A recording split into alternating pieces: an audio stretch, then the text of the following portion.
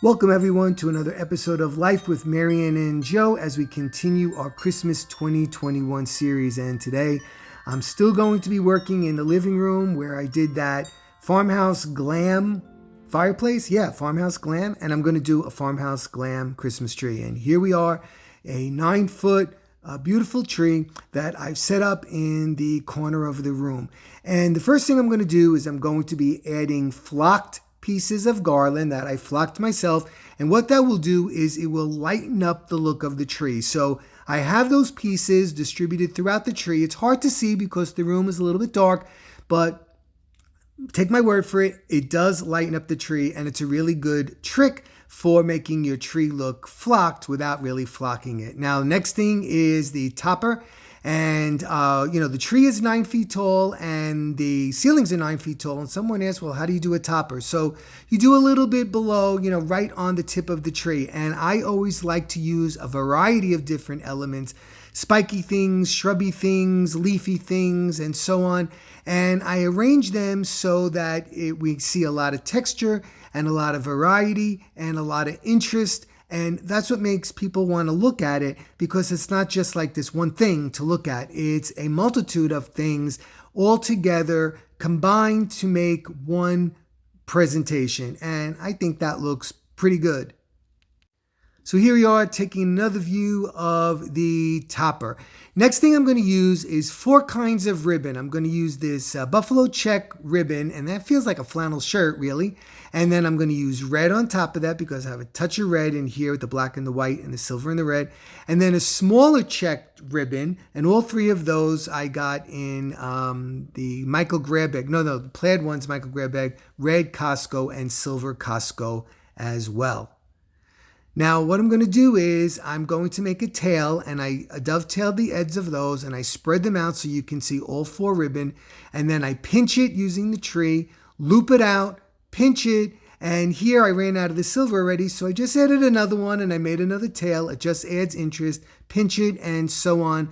And then you just spread out those ribbons so that you can see all 4 of them. By doing this, it gives a lot of density to the tree, a lot of texture to the tree, and a lot of interest to the tree, and that's what you really want.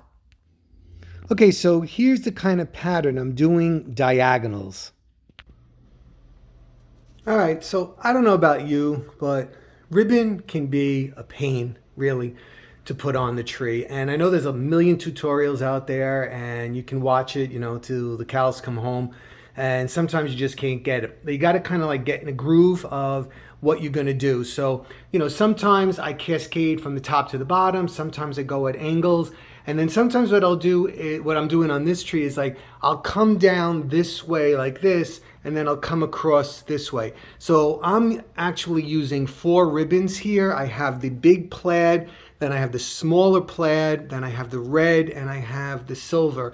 So what I do is I start with a tail like this. So you can see I have all 4 of them here, and I put the dovetail on these, and then I tuck it into the tree, and then I loop, and I come down, whatever I feel like, and then down at this end, what I'll do is I kind of roll it like a croissant here, like this one I rolled, this one I rolled, this one I rolled, and this one I just dovetailed here. So, I know some people don't like to cut their ribbon. I know MaryAnn always says, don't cut the ribbon, but you can't really use, it all on the roll. It just comes like, it looks like you're, wrapping a package to mail or something, so you actually need to cut it. And I'm in the process of doing this. It's taking me a little bit of time right now. This is one thing I would love to rush, but I can't rush it because I don't know. It might be me. I guess some people can do it. Professionals must do it really fast, but I can't do it that fast. So I just want to make sure that you see all of the ribbons that I'm putting together here, and I'm going to finish up the tree, and then I'll show you once the ribbons are done. All right, so ribbon is up, and next thing is I'm just going to put like nondescript ornaments like this. Oops, like this. On the interior of the tree, so that, and I'm only going to put silver in there so that it reflects the light from inside. All right, so I put these on the interior of the tree. And Valerie, I know you always ask me how many I put inside, and I started to count, but I actually lost count because I had to stop and do something else. So I would say right now they're hard to see through the video, but there's got to be a couple of hundred in there already. And before I put any more on the interior, I'm going to put some red, just that touch of red in here. And I'm saving my white and black for the outside because I don't have much of that. So that's going to be all the way on the outside. All right, wow, this is really dark. I tried to lighten it up for you, but you can see the red glistening through. Again, just a touch of that red to bring out the silver. And here's some of the different kinds of silver ornaments I'm now adding towards the outside of the tree.